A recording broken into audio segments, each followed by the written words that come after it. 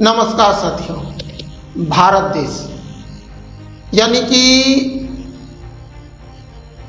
एक ऐसा देश जो प्राचीन समय से ही विदेशी आक्रमणकर्ताओं का मारा रहा है। हम देखें, आर्य आए, सूंग आए, हूण आए, शक आए, फिर न जाने कितने ही विदेशी आए और भारत में बस गए। हम देखते हैं कि आदिवासी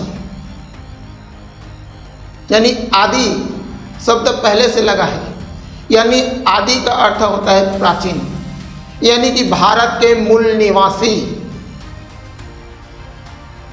और उनको आज रिजर्वेशन दिया जाता है।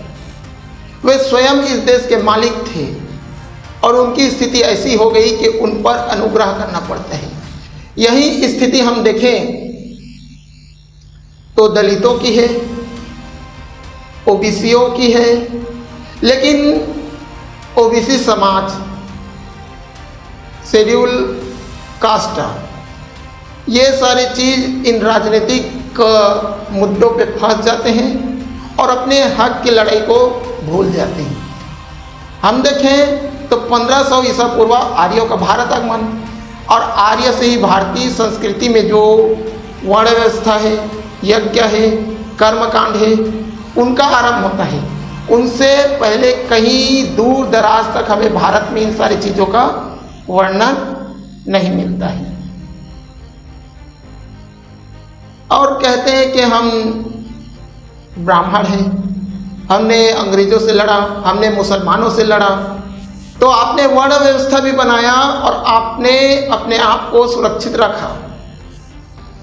अगर आप वास्तव में लड़े होते तो भारत पे मुस्लिम आक्रमणकर्ता नहीं आते और 17 बाल सोमनाथ के मंदिर को लूट के नहीं जाते। तो आपने लड़ा, लेकिन आप ही में से कुछ लोगों ने गद्दारी काम भी किया। आप एक वर्ग को आज आगे आने नहीं दे रहे हो और आप बोल रहे हैं कि हम लड़ रहे हैं, तो ये कहीं ना कहीं एक गलत चीज है।